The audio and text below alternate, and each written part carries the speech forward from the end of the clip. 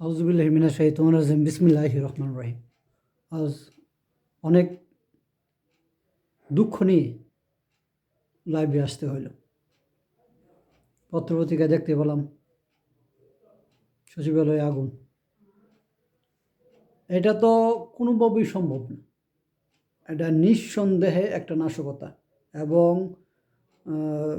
কি কয় ইচ্ছাকৃতভাবে তথ্য গোপন করার জন্য, তথ্য বিনষ্ট করার জন্য, মানে এত বড় একটা জঘন্যতম কাজ তা বলা বাহুল্য, তা প্রকাশ করার মতো না। শর্ট সার্কিট থেকে অন্ততপক্ষে সচিবালয়ে আগুন লাগতে পারে না। এটা ঠান্ডা মাথায় মানে তথ্যগুলা পরিষ্কার করে ফেলা। পত্রিকার মধ্যে জানতে পারলাম যে কিছু সরকারের পক্ষ থেকে গুরুত্বপূর্ণ কিছু নথি চাওয়া হয়েছে এই কিছুদিন আগে। এরপরে এই ঘটনা। তাহলে গোয়েন্দা সংস্থাদের কাজ কি? প্রত্যেকটা গোয়েন্দা সংস্থার লোক যারা আছে, গোয়েন্দা সংস্থা যারা আছে, তাদের প্রত্যেককে জুতা মেরে এই গোয়েন্দা সংস্থা থেকে বের করে দেওয়া উচিত। আর এই ডক্টর ইউনূস স্যার, আপনারা কী বলবো, আপনি তো গাড়তেরা লোক। আপনার মতো গাড়তেরা আমি আমার ৪৫ বছরের জীবনে দেখিনি।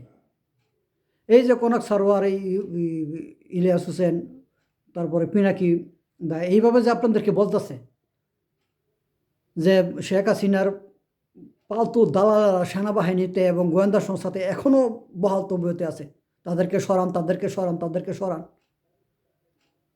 আপনার মতো গাড়তেরা লোক তো দেখলাম না। এখন কি করবেন? এটা গোয়েন্দা সংস্থার কাজ।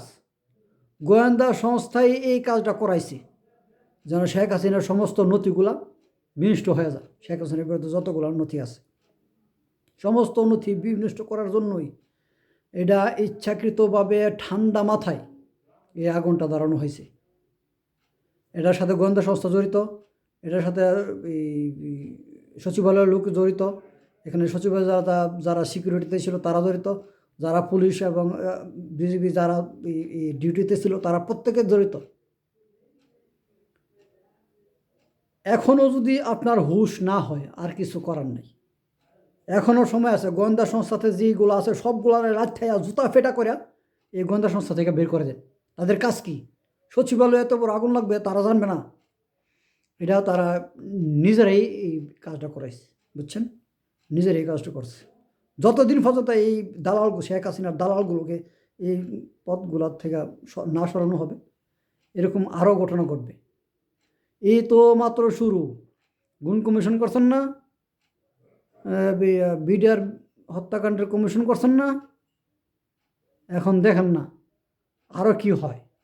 কারণ যাকে বিডিআর হত্যাকাণ্ডের কমিশনের যে প্রধান চেয়ারম্যান বানানো হয়েছে, প্রধান বানানো হয়েছে, উনি একজন সৎ লোক।